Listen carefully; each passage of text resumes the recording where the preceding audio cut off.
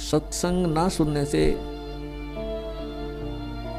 तो हमें ये विश्वास ही नहीं होता कि हम अगले जीवन में पशु पक्षियों की योनियों में ही चले जाएंगे। हम यही सोचते रहते हैं कि हमें आगे भी मनुष्य जीवन ही प्राप्त होगा। नहीं, ये भूल मत करना।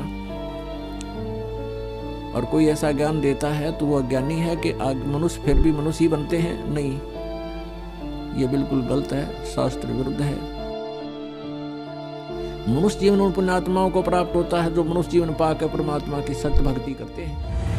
परमात्मा की साधना ना करने से, भक्ति ना करने से राजा भी गधे की योनि को प्राप्त करता है। पुण्यात्माओं, एक के उदाहरण से आपको समझ में आ जाना चाहिए। परमात्मा स्वयं आकर के हमें ज्ञान देते हैं। कबीर हरि के नाम बिना ये राजा रसब हो, और मिट्टी लदे कुम्हार के घास ना नीरे कोई।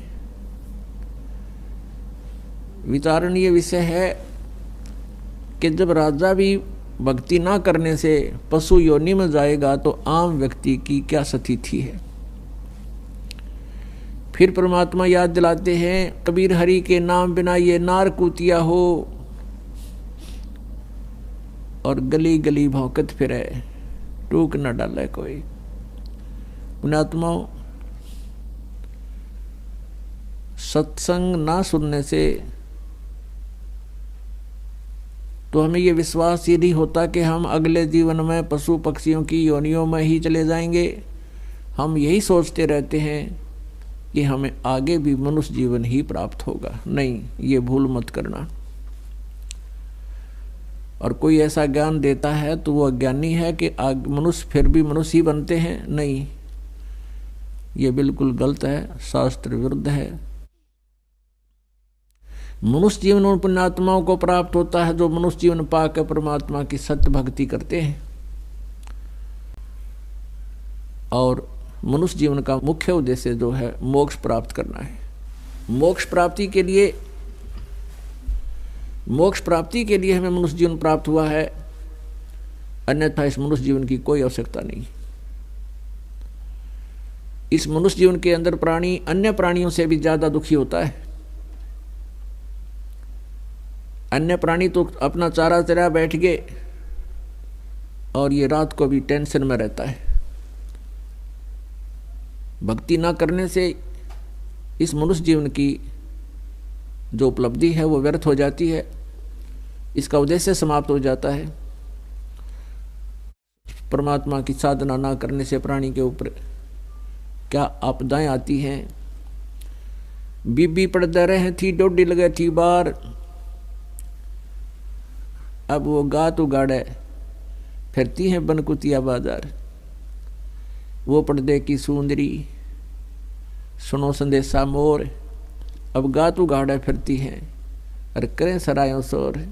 नक बेसर नक पर बनी वह पैर थी हार हमेल, और सुंदरी से कुतिया बनी सुन साहिब के खेल। जो राजा की रानियां, जिनको हम उच्च घराने की औरतें मानते हैं कि वो इज्जतदार घरों की बेटियां हैं, घरों से बाहर नहीं आती हैं, पर्दों के अंदर रहती हैं। परमात्मा कहते हैं पिछले पुण्य कर्मों से अब वो जो पर्दे में रहती थी और अपने आप को इज्जतदार घरों की बहन बेटियां मानती थी, वो उस लोकलाज के कारण संतों के पास नहीं जा पाई। सत्संग ना सुनने से उनको अपने मूल उद्देश्य का ज्ञान ना हुआ, और वो पिछले पुण्यकर्मी प्राणी थे, जिन कारण से कोई अच्छे धनाढ्य घर में उत्पन्न हुआ, कोई राजा के घर या कोई उच्च अधिकारी के घर वहाँ उसका जन्म और संबंध हुआ, तो पिछले पुण्य जब तक उसके चले तो वो खूब ठाठ से रहे, और सत साधना ना करने से पूर्व जन्म के पुण्य समाप्त हो गए। उन पुण्यों के समाप्त हो जाने से आगे फिर पाप कर्मों का दौर शुरू हुआ। उन पाप कर्मों के कारण फिर वो प्राणी, वो बहन बेटियां जो पर्दों में रहा करती थी, फिर निवस्त्र नगन फिर रही हैं कुतिया बनकर। और अब उनको आहार क्या मिलता है? पहले वो क्या खाती थी? काजू किशमिश युक्त हलवे खीर खाया करती थी। और एक भक्ति ना करने से, परमात्मा की साधना ना करने से उनको क्या मिला? अब वो कुतिया बन गई है। और कुतिया बनकर क्या खा रही है? जैसे पहले धर्मशालाओं में अतिथि रुका करते थे, सरायों में, और वो वहाँ पर खाना खाते थे। पहले राजघरां में रहती थी जो लड़कियाँ, अब कुतिया बन करके वहाँ बैठी है, सामने खाना खाने वाले के सामने बैठी है और एक टक देख रही है, शायद कोई टूक मेरी तरफ आ जा, रोटी का कोई ग्रास मुझे डाल दे। अब व्यक्ति खाना खाने के बाद सोचता है कुत्ता सामने बैठा है, एक टूक डाल दूं, वो ऐसे फेंक दिया जाता है। अब वो पहले काजू किशमिश युक्त हलवे खीर खाने वाली अब क्या खा रही है? वो जूठे टुकड़े और साथ में रेत मिला हुआ। अब परमात्मा याद दिलाते हैं, वो पर्दे की सुंदरी और सुनो संदेशा मोर, अब गातू गाड़े फिरती है, वह करे सरायों सोर। अपने आत्माओं, जरा सा भी विचार करके देखोगे तो कितना दुख है, कितना कष्ट है उन पुण्यात्माओं को जो पहले अच्छे घरानों में, अच्छे धनाढ़ घरों में जन्म लेकर के अपना मनुष्य जीवन बर्बाद कर गए। अब वो इज्जत कहाँ गई उनकी? अब वो इज्जत गलिया में फिर है उगाड़ी, नी वस्त्र। तो पुण्यात्माओं, इन बातों से डर के आप भी भजन करें, अपने परिवार के सदस्यों को, बेटियों को, बहनों को और संबंधी जो पत्नी है उनको भी परमात्मा से जोड़े, बहुत बड़ा पुण्य होगा। क्योंकि यहाँ काल ने हमें एक दूसरे के पराधीन कर रखा है। पत्नी को पति के अधीन कर दिया, फिर लोक लाज बना दी, तो जिस कारण से हम भगवान से दूर हो जाते हैं और आने वाले जीवन में बहुत कष्ट पे कष्ट उठाते हैं। और जब तक प्राणी सुखी है तो समझो कि पुण्य चल रहे हैं। ये पुण्य कब किए थे उसने? कभी किसी जन्म में वो मनुष्य जीवन प्राप्त था, उस समय जैसे भी उसने पुण्य और पाप किए वो दोनों अलग अलग डिपॉजिट हो जाते हैं, जमा हो जाते हैं। उनको संचित कर्म कहते हैं।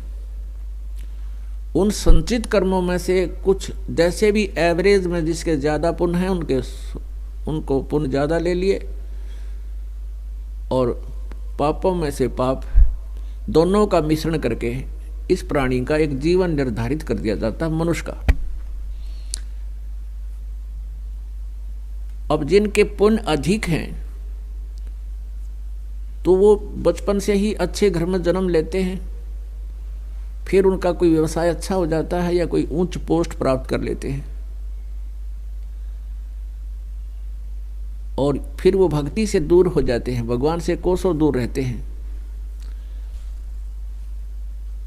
और ये सोच रहे होते हैं कि हम बिल्कुल सुखी हैं, हमें क्या जरूरत है भगवान की। और जब उनके ऊपर आपदाएं शुरू होती हैं, क्योंकि पुण्य जब समाप्त हो जाते हैं तो पापों का सिलसिला शुरू होता है, दोनों ही भोगने पड़ते हैं। फिर वो सोचता है कब क्या बनी मेरे साथ। उसके लिए परमात्मा कहते हैं कि दुख में सुमरण सब करें, सुख में करे ना कोई। जय सुख में सुमरण करें तो दुख काहे को होवे। कबीर सुख में सुमरण किया नहीं, दुख में करते याद। कहे कबीरता दास की कौन सुने फरियाद। अब सुख में तो बकवाद करी, राम नाम का नेड़ा आए नहीं, संतों के पास गए नहीं, सत्संग का समय मिला नहीं उनको, और फिर बीमार होकर मेडिकल में पड़े हैं।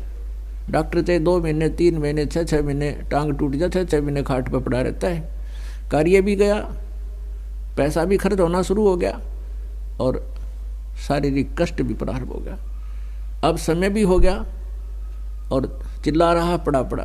तो परमात्मा कहते हैं सुख में सुमरण किया नहीं और दुख में करते याद, कह कबीरता दास की वो कौन सुने फरियाद।